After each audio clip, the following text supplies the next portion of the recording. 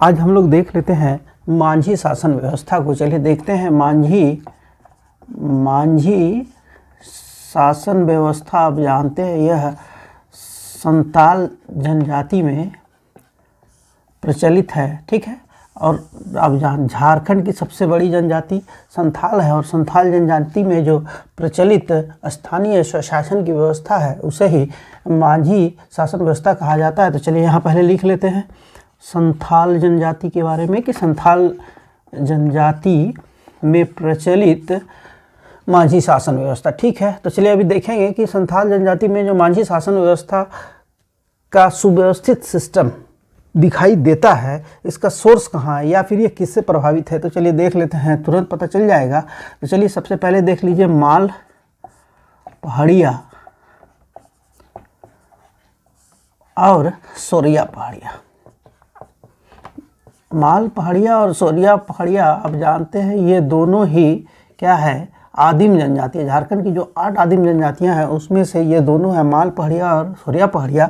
और माल पहाड़िया और सोरिया पहाड़िया जो है ये दोनों का जो निवास स्थल कहाँ है, तो राजमहल की पहाड़ी, ठीक है, राजमहल की पहाड़ी। देखिएगा अभी तो ये राजमहल की पहाड़ी हो गई कहाँ, तो राजमहल की पहाड़ी क्षेत्र माल पहाड़िया और सोरिया पहाड़िया आदिम जनजाति रह रही थी कहाँ, तो राजमहल की पहाड़ी में। और इसमें प्रचलित व्यवस्था जो था वो भी मांझी शासन व्यवस्था जैसा, इसमें भी गांव के प्रमुख को मांझी कहा जाता है और इसमें भी गांव के प्रमुख को मांझी कहा जाता है। और अब आप गौर करेंगे तो संथाल जनजाति में भी गांव या हाथों के प्रमुख को क्या कहता है, मांझी। और उसी आधार पर संथाल जनजाति में जो स्थानीय स्वशासन की व्यवस्था प्रचलन में है उसको क्या बोलते हैं हम लोग, मांझी शासन व्यवस्था। तो यहाँ स्पष्ट है कि संथाल जनजाति में जो मांझी शासन व्यवस्था प्रचलन में है वो कहीं ना कहीं या तो माल पहाड़िया से या फिर सोरिया पहाड़िया, कहीं ना कहीं माल पहाड़िया या सोरिया पहाड़िया से प्रभावित है। इस बात को स्वीकार करना पड़ेगा। कारण ये है कि संथाल जनजाति भी मूलतः वर्तमान में संथाल परगना क्षेत्र से जाने जाते हैं। और संथाल परगना क्षेत्र कहाँ आती है, तो संथाल परगना क्षेत्र राजमहल की पहाड़ी क्षेत्र में, ठीक है। चलिए अब हम लोगों को क्या देखना है, तो हम लोगों को देखना है कि माल पहाड़िया या फिर सोरिया पहाड़िया में जो स्थानीय स्वशासन की व्यवस्था प्रचलन में है उसको देख लेते हैं। तो चलिए सबसे पहले क्या करते हैं कि चलिए देखा जाए तो संथाल जनजाति में जो व्यवस्था है इसको रखते हैं, क्योंकि संथाल जनजाति में मांझी शासन व्यवस्था। और अभी यही तो देखना है हम लोग को कि कैसे संथाल जनजाति से माल पहाड़िया या फिर सोरिया पहाड़िया में जो प्रचलन में है उससे कैसे इसमें प्रभाव दिखाई देता है। तो चलिए सबसे पहले देख लेते हैं माल पहाड़िया की। तो माल पहाड़िया में जो गाँव होता है, ठीक है, माल पहाड़िया में जो गांव होता है गांव के मुखिया को बोला जाता है मांझी। तो माल पहाड़िया में चलिए इधर लिखते हैं गांव का जो मुखिया, गांव का मुखिया कौन हो गया, मांझी, ठीक है। अब मांझी को असिस्ट करने के लिए मतलब हेल्प करने के लिए कौन है, तो गांव का मुखिया हो गया मांझी। और मांझी को हेल्प करने के लिए 2 पद है, वो है गोड़ाइत और दीवान। गोड़ाइत और दीवान, ये किसकी बात कर रहे हैं हम लोग बात कर रहे हैं माल पहाड़िया में जो व्यवस्था प्रचलन में है उसकी। तो माल पहाड़िया में मांझी कौन हो गया, तो मांझी हो गया गांव का मुखिया, किसका, गांव का, ठीक है। और माल पहाड़िया में ही क्या होता है कि माल पहाड़िया में गांव का जो समूह होता है ये किसी एक गांव में ये प्रचलन में है, लेकिन कई गांवों के मिलने से, चलिए यहाँ देखिए गांव का समूह, गांव का समूह। मैंने पहले कहा था कि जिसकी जनसंख्या, जिस भी जनजाति की जनसंख्या ज़्यादा है वहाँ जो शासन व्यवस्था है वो काफ़ी सुव्यवस्थित है, स्ट्रक्चर्ड है। उसमें क्या है ना कि वो चूँकि जनसंख्या ज़्यादा है तो हर स्टेज में स्टेज वाइज उसका जो सिस्टम है काफ़ी सुदृढ़ है। और उसी व्यवस्था के तहत वो जनजातियाँ एक तरह से कहे तो गवर्न हो रही है। देखिए ये एक स्थानीय शासन की बात कर रही है, इसको पंचायती राज व्यवस्था से अलग मानकर चलिए, क्योंकि हम बात कर रहे हैं जनजातियों का। जनजाति में ये जो प्रशासनिक व्यवस्था है ये सीधे सीधे उसके सभ्यता और संस्कृति से जुड़ा हुआ है। तो या फिर आप इसको बोल सकते हैं कि सामाजिक सांस्कृतिक व्यवस्था ही उसका शासन व्यवस्था है किसी भी जनजाति का। चूँकि जनजाति की बात हम कर रहे, जब हम फोकस अभी कहाँ है हमारे जनजातियों में, तो देखिए हम बात करें तो माल पहाड़िया की। तो माल पहाड़िया में गाँव में क्या हो गया, गाँव का मुखिया को मांझी कहा जाता है और मांझी को असिस्ट करने के लिए गोड़ाइत और दीवान 2 पद होता है, ठीक है। और इसमें क्या है कि गाँव का जो समूह है, तो गाँव का समूह मिलकर उसका जो मुख्य होगा, गाँव के समूह का मुखिया, कई गांव मिले और गांवों के समूह का जो मुखिया है इसी को बोला जाता है सरदार। क्या बोला जाता है? सरदार। आपको ये पद, सरदार शब्द आपको संथाल परिणाम में सुनाई देंगे, सरदार पद सुनाई देंगे। कुछ लोगों को सरदार माना जाता है, तो ये सरदार पद आया कहाँ से? तो देखिए स्पष्ट दिखाई पड़ रहा है कि सरदार शब्द वहीं पर चलन में होगा जहाँ पहाड़िया होंगे, नंबर 1। दूसरी बात कि माल पहाड़िया, जो माल पहाड़िया में गाँव का मुखिया को माझी बोला जाता है, ठीक है। और माझी का जो सपोर्ट, सहायता करने वाले गोड़ाइत और दीवान, कई गांवों से मिलकर जो समूह बनता है उस समूह का मुखिया को क्या कहा जाता है? सरदार। ठीक है, ये क्लियर है। तो अब माल पहाड़िया को जब हमने देखा तो इसमें समझ में आ रहा है ना कि ये व्यवस्था कहीं ना कहीं संथाल जनजाति में स्पष्ट रूप से दिखाई देता है। चलिए अभी सौरिया पहाड़िया जब देखेंगे ना तो इसमें भी स्पष्ट होगा। इसमें क्या है कि इसमें भी जो गाँव है, चलिए इसी में देखते हैं, एक साथ देखेंगे तो एक बार जहन में आ जाएगा तो फिर अलग से मेहनत नहीं करना पड़ेगा। चलिए यहाँ कर देते हैं, ये गांव के समूह की बात है, ठीक है। चलिए तो यहाँ हम लोग देख रहे हैं सौरिया पहाड़िया को। तो सबसे पहले तो ये देख लीजिए कि सौरिया पहाड़िया जो है, सौरिया पहाड़िया में गांव एक स्टेज हो गया, ठीक है। और गांव का जो प्रमुख, सौरिया पहाड़िया में भी गांव है, अब गांव का प्रमुख कौन है? तो माझी है। कौन है? माझी, ठीक है। अब माझी को हेल्प करने, असिस्ट करने के लिए माझी, गांव के प्रमुख हो गए माझी और मुखिया माझी। अब माझी को असिस्ट करने के लिए जो पद है वो है गिरी, कोतवार, ठीक है, गोड़ाइत और भंडारी। देखिए इसको जानना जरूरी है कि सौरिया पहाड़िया में जो गांव है, गांव का मुखिया माझी, और माझी को असिस्ट करने के लिए हो गए गिरी, कोतवार, गोड़ाइत, ठीक है, गोड़ाइत, ये दीर्घई नहीं होगा, गोड़ाइत। चलिए इसको थोड़ा सा हटाते हैं, चलिए फिर से लिख देंगे, क्या दिक्कत है? गोड़ाइत, ठीक। कौन सा तो गिरी, कोतवार, गोड़ाइत और भंडारी। ये किसको असिस्ट कर रहा है? तो माझी को। अब माझी कौन हो गया? तो गांव का मुखिया। और कई गांव के समूह को, कुछ गांव मिल गए, अनेक गांव नहीं, कुछ गांवों का समूह हो गया, कुछ गांवों का जो समूह है, ठीक है। अब कुछ गांव का जो समूह है, तो देखिए गांव हो गया, गांव का मुखिया माझी। अब माझी का असिस्ट कौन कर रहा है? गिरी, कोतवार, गोड़ाइत और भंडारी। कुछ गांव का जो समूह है, कुछ गांव का समूह और उसके मुखिया को नायक कहा जाता है, ठीक है। उसके मुखिया को क्या बोला जाता है? नायक, ठीक है।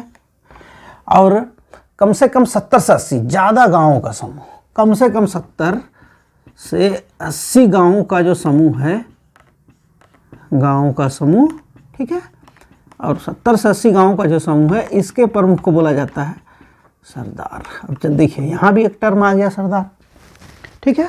चलिए तो अब हम लोग किसको देख रहे हैं?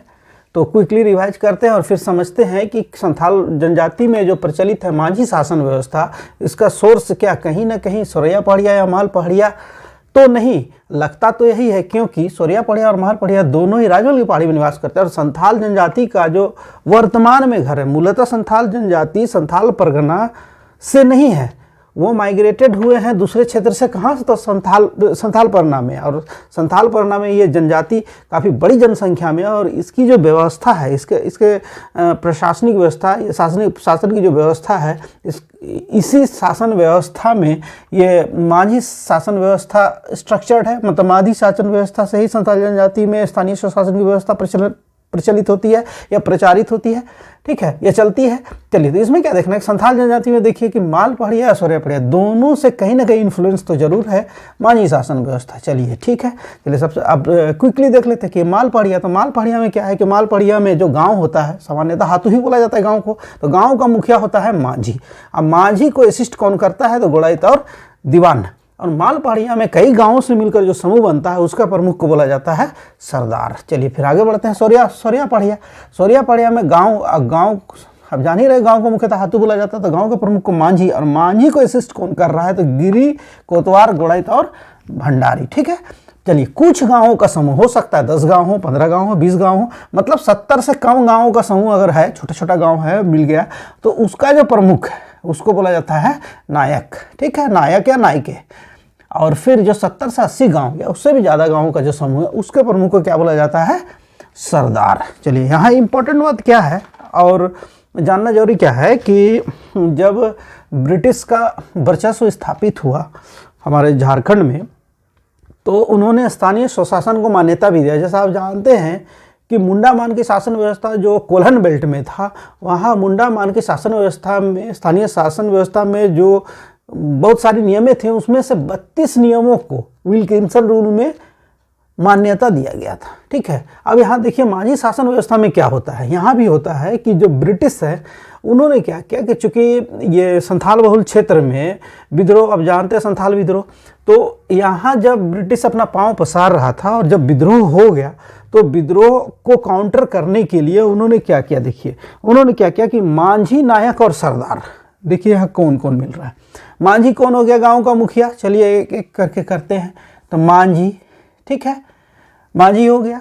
तो देखिए बात हम कर रहे हैं कि ब्रिटिश कैसे इनको अपने साथ जोड़ा, तो मांझी, तो चलिए यहाँ देखिए मांझी, नायक और सरदार, ये जो 3 पद है, मांझी, नायक और सरदार, सोरिया पहाड़िया में मांझी, नायक और सरदार, इसको क्या क्या कि ब्रिटिश क्या क्या एक मासिक वृत्ति मतलब फिक्स सैलरी देना आरंभ किया। किस लिए कि आपका जो शासन व्यवस्था है ना, स्थानीय शासन व्यवस्था बहुत अच्छा है और इसी तरह आप संचालित कीजिए, आप अपने नियंत्रण में इस व्यवस्था के तहत अपने नियंत्रण में अपने समाज को रखें और सुव्यवस्थित ढंग से चलाएं। देखिए इसका हिडन एजेंडा कहिए या फिर ओपन एजेंडा, वो तो ब्रिटिश का कुछ अलग था। वो किसी भी शर्त में इन लोगों से जुड़कर यह चाहता था कि विद्रोह का बिगुल फूके ना और लोग हमसे संपर्क में रहें, तो विद्रोह की संभावना कम होगी। निश्चित रूप से आप संपर्क में रहेंगे तो विरोध और विद्रोह का संभावना कम हो जाता है। तो यहाँ भी वही बात है, मांझी, नायक और सरदार को क्या किया कि इसको फिक्स सैलरी देना, मासिक वृत्ति, मंथली कुछ न कुछ एक सर्टन अमाउंट सैलरी के रूप में दिया जाने लगा। क्या बोलकर, यह बोलकर कि आपकी जो शासन व्यवस्था है, स्थानीय शासन व्यवस्था, वह बहुत अच्छी है। ठीक है, चलिए तो हम लोग अभी देख रहे थे मांझी शासन व्यवस्था में किसको, तो माल पहाड़िया और सोरिया पहाड़िया को, ये दोनों ही आदिम जनजाति है, भूले ना। हम लोग जब देख रहे हैं माल पहाड़िया और सोरिया पहाड़िया को, तो इसी से मिलता जुलता एक नाम है और झारखंड की आदिम जनजाति में भी है, वो 8 आदिम जनजातियों में भी है। तो चलिए चूंकि इससे मिलता जुलता नाम है तो एक बार अगर देख लेंगे तो कन्फ्यूजन दूर हो जाएगा और फिर इससे जुड़े हुए प्रश्न निश्चित रूप से गलत नहीं होंगे। इसलिए मैंने इस पोर्शन को नहीं हटाया है कि देखिए इसी से रिलेटेड कैसे अभी हम इसको कवर करते हैं, हम लोग कवर करेंगे और देखेंगे। तो एक आदिम जनजाति है परहैया,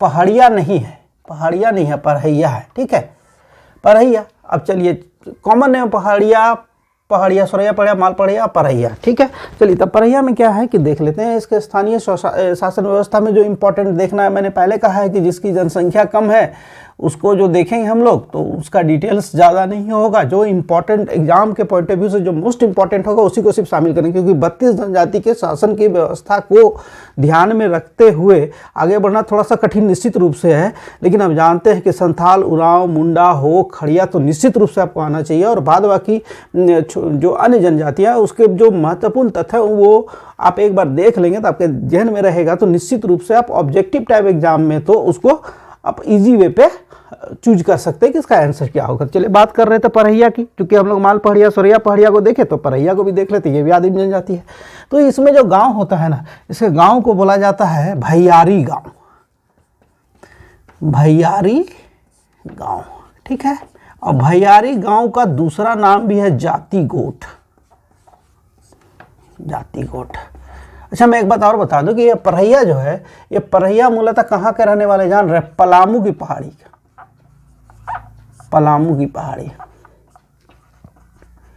ठीक है, परहैया है जो आदिम जनजाति है वो कहाँ से संबंध है इसका, तो पलामू की पहाड़ी, माल पहाड़िया सौर्या पहाड़िया कहाँ से संबंध है, तो राजमहल की पहाड़ी। ये भी तो एक प्रश्न है भाई। चलिए, तो भैयारी गांव और जाति गोट, इसके गांव को क्या बोला जाता है, भैयारी गांव या जाति गोट। चलिए देख लेते हैं, तो भैयारी गांव या जाति गोट में कैसे व्यवस्था काम करती है। तो इसके मुखिया को, चलिए इसका जो मुखिया, इसका मुखिया को दो नामों से जाना जाता है, ठीक है, महतो, ठीक है, या कहीं कहीं प्रधान भी बोला जाता है। नहीं, किसी गांव में प्रधान भी बोला जाता है, ये और है, ठीक है। भैयारी गांव या जाति गोट परैया का जो गांव है उसमें मुखिया को महतो या कहीं कहीं प्रधान भी बोला जाता है, और इसका जो सहायक होता है, महतो और प्रधान का जो सहायक है, इसको बोला जाता है कहतो या खतो, कहतो ऑब्लिक खतो। चलिए, मिलता जुलता नाम है। चलिए, तो बात किसकी कर रहे हैं, परहैया आदिम जनजाति की जो पलामू की पहाड़ी में निवास करती है, और उसके गांव को भैयारी गांव या जाति गोट कहा जाता है, और उसके मुखिया को महतो या प्रधान कहा जाता है, उसके सहायक को कहतो या खेतो कहा जाता है। लेकिन 8 से 10 भैयारी गांव मिलने से जो स्ट्रक्चर बनता है उसको बोला जाता है कारा भैयारी। 8 से 10 भैयारी गांव मिलने से जो क्या बनता है, कारा भैयारी। ये तो बोला था कारा भैयारी, ठीक है। और कारा भैयारी 8 से 10 भैयारी गांव या जाति गोट मिलने से क्या बना, कारा भैयारी। और कारा भैयारी का प्रमुख कौन होगा, तो यही महतो प्रधान में से कोई एक होगा, ठीक है। महतो या प्रधान में से ही कोई एक होगा। कौन, तो भैयारी, ये कारा भैयारी गांव का, ठीक है। चलिए, गुड़ाइत तो उसका है, मालपड़िया का। तो अभी हम लोग किसको देखे, तो हम लोगों ने देखा परहैया को। चलिए, तो एक साथ 3 आदिम जनजाति के प्रशासन व्यवस्था को हम लोगों ने देखा बहुत ही तेजी से। किसको, तो सरैया पड़िया, मालपड़िया और परहैया की, ठीक है। तो देखिए, इसमें क्या है कि परहैया को मैंने इसीलिए शामिल किया है कि आपको ये भैयारी गाँव या जाति गोट, ये सवाल ये पूछेगा कि भैयारी गाँव या जाति गोट किस जनजाति के गाँव को बोला जाता है, तब परहैया को। ये बहुत इंपॉर्टेंट नहीं है, ऐसे महतो प्रधान या कहतो खेतो, या फिर कारा भैयारी। कारा भैयारी कितने भैयारी गांव से मिलकर बना होता है, या फिर कारा भैयारी का संबंध किस जनजाति से है, तो परहैया से है। तो जब देख रहे हैं तो डिटेल्स में जानना जरूरी हो जाता है।